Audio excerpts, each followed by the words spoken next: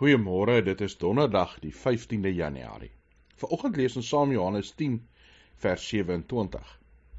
Hier vertel Jesus dat hy die goeie herder is en dan sê hy vers 27, my skape luister na my stem. Ek ken hulle en hulle volg my.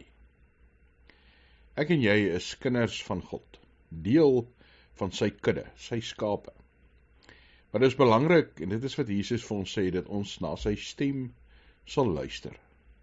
Ja, dat ons sal leer om sy stem te herken, tussen al die stemme deur wat daar in die wêreld is, dat ons sal onthou dat hy ons ken, maar dan ook dat ons hom sal volg.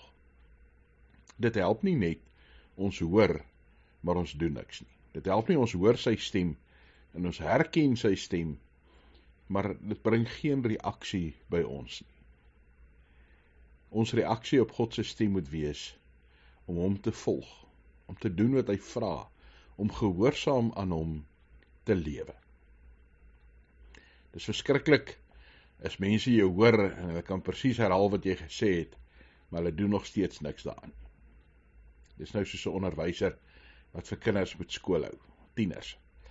Graad eentjies luister nog gehoorsaam en wil alles vir Here, vrou, meneer doen, maar as hulle hier ouer raak, dan raak hulle al meer steeks. Ons moet God se stem kan hoor, ken, en dan in besonder volg. En troos vind in die feit dat God vir jou ken. Dat hy jou liefhet, jou in sy arms toevou. Hemelse Vader, dankie dat ons in u genade kan lewe. Dankie Here dat ons weet u reik na ons toe uit, dat u ons ken, ons nood, ons vrese, ons vreugdes, ja Here, ons hele lewe. Mag ons gehoorsaam na u luister.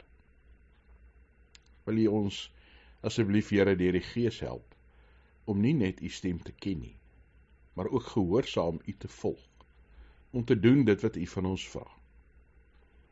Here, ons bid dat u asseblief ook vir ons sal voorsien in dit wat ons nodig het.